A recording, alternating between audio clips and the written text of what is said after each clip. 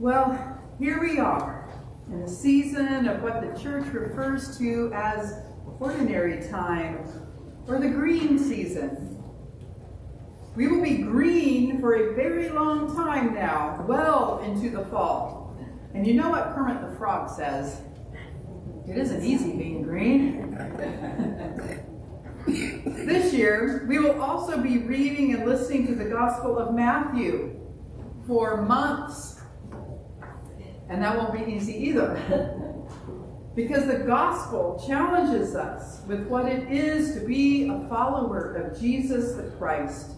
What it is to live in the new covenant with God. And how we as a church and a gathered body of believers are called to carry forward the work of the church while we're still on this earthly plane.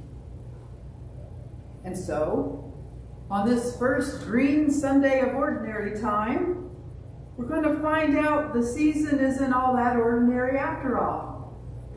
We'll pick up in chapter 9 in our readings today, where Jesus is still in the middle of gathering his apostles, forming his disciples who will live and work and walk with him for 3 years. And we launch right in. As Jesus was walking along, he saw a man called Matthew sitting in the tax booth, and he said to him, "Follow me." Just like that. This simple introductory sentence into the gospel reading today is already loaded with scandal and controversy. If first century Judeans and Romans wore pearls, they were probably clutching them. And here's why. This sentence points to how Jesus began to set up his ministry, and ultimately what was to become known as the way of Jesus, the assembly, and ultimately the church. Jesus initiates his ministry with the calling of the unlikely. And before we get into the rest of this passage, I'll warn you to gird up your loins, because no one is going to get out of Matthew's message today unscathed. However, I hope you also hear the message of mercy. You see, Matthew was a tax collector, and this was not the same as an IRS agent. This was someone who engaged in a profession that contributed to the oppression and extortion of his own people. He was considered by most a traitor, charging extra off the poor to put in his own pocket. The fact that he was in his booth indicates that he played an active role in a system that perpetuated economic oppression to benefit the empire. Perhaps he was stuck in this system, looking for a way out, and without many friends, he couldn't find a way out. Jesus offered him that opportunity, and he hightailed it out of that booth rather quickly. Matthew's life changed forever. The next verses get us to the heart of the mission of Jesus. The mission his followers were to continue to carry on until his return. The mission we have inherited. Jesus is sitting with and eating with tax collectors and sinners. Whatever your definition of a sinner is, just fill it in here. First of all, this is Matthew's house. Did Matthew invite Jesus to his house, or did Jesus invite himself? He was known to do that with Nicodemus. We don't know. But why would Jesus do this in broad daylight for everyone to see before he's even finished calling his disciples? Now the Pharisees are clutching their pearls. I want to really get to the point across here, because before you start thinking, yeah, those uptight Pharisees, I want to put this into today's context. You may end up clutching your own pearls, because I know I wanted to. The equivalent of Matthew today would be an ICE agent. Now picture the scene with others that often get called sinners. immigrants, queer folk, Republicans, Democrats, the poor, the disabled, the ex-con, the drug addict, you name it. Those are sitting here too, together at the table with Jesus. I hear my own voice when the Pharisees asked the disciples, "Why does your teacher eat with tax collectors and sinners?" Eating together in that culture was a sacred act, an act of inviting one in to be family. Now, these disciples were newly recruited and they weren't sure what Jesus was up to. I can just see them looking at each other, shrugging their shoulders and responding to the Pharisees, "We have no idea."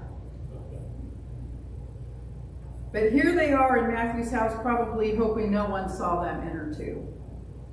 And I'm sure they were already questioning Jesus' choices here, because this is no way to successfully get a movement off the ground. Throughout their tenure with Jesus, they frequently questioned his motives. And I also hear myself from time to time lamenting, "Are you kidding me, Jesus?" But what is his motive? He says it pretty clearly. He's setting up a hospital for those that need healing. Healing spiritually, mentally, and physically. The Son of God is a physician. I desire mercy, not sacrifice. This statement is a direct challenge to the religious order, then and today. The Pharisees emphasize purity and sacrifice, but Jesus reorients the discussion towards mercy, toward healing, towards relationship. I desire mercy, not sacrifice, is a direct quote from the prophet Hosea, and the Pharisees would recognize that. In this mercy, this hesed, Jesus invites us into a relationship with God and each other. Love and restoration happen through inclusion, not exclusion. And Jesus offers a way for all of us. A person is not cast out for past failures, but invited to walk a new path. Jesus has come not to call the righteous, but sinners. And too often, those we call sinners really aren't. No one is a sinner because of who God created them to be. I desire mercy, Jesus says. And to illustrate what mercy looks like to Jesus, the next two stories of healing are intertwined on purpose. I think it's important to understand the difference between healing and curing. Curing is to eradicate all evidence of disease. Healing is about making us whole. While the cure may not always be possible on this earthly plane, Jesus offers healing to everyone now. Healing and mercy are interconnected. These two individuals in our reading today are complete opposites on the social spectrum, yet bound together by their need for mercy. The synagogue leader is a prominent man in the community, part of the system. The woman is unnamed and ostracized. They reach for mercy, and Jesus sees them both. The synagogue leader has privilege and prestige. He can just walk right up to Jesus because he's comfortable in his space. But his grief brought him to his knees. Grief is a social equalizer.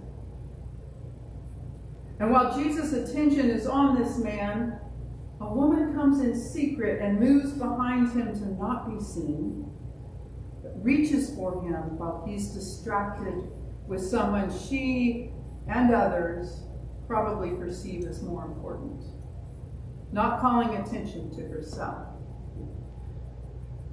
But Jesus notices. And being pulled in two different directions, he doesn't put her off, but gives her his time and attention. Both of these people were of equal importance to Jesus. This is not just a physical restoration, it is a social and spiritual reintegration. And we need to take a real honest look at what Jesus was setting up from the moment he started calling his disciples. He confronts any tendency of ours to be self-righteous. At least I'm not like them. You see, we are the tax collectors, benefiting off of injustices, and we are also the Pharisees, incredulous at the audacity of a God who would call someone like Matthew to apostleship. If we cannot be a bridge back to wholeness and healing, love and mercy, then what is the church even about? Just like Abram, who's called to be a blessing to all nations, not just his own tribe, we are to remember these Abrahamic roots. We all need this spiritual hospital. We are all in need of a physician. Whether we feel comfortable to boldly seek out Jesus and ask for help, or whether we feel the shame and stigma of whatever has befallen us in our lifetime, that we secretly reach out a hand to touch Jesus, hoping for some leftover residual healing because we don't feel worthy to face him. We all should know that healing and wholeness awaits us with Jesus in this church community. And for those who are reaching out for forgiveness and healing, we need to hear the potent words of Jesus, who desires mercy over sacrifice, who calls sinners into the fold before the righteous. This world is broken and hurting. God calls us as witnesses to mercy and compassion to not forget the dignity of every human being. As Abram set out in trust from his clan so long ago, he was told, "You are to be a blessing to all families of the earth." Don't engage in retaliatory cursing. That is not your job. Your job is to be a blessing. In the footsteps of Jesus, our job is to extend mercy, to heal and restore what is broken. No sin, failure, humiliation, or exclusion can diminish the profound value of a human life that God has willed and called into being. Amen. Amen.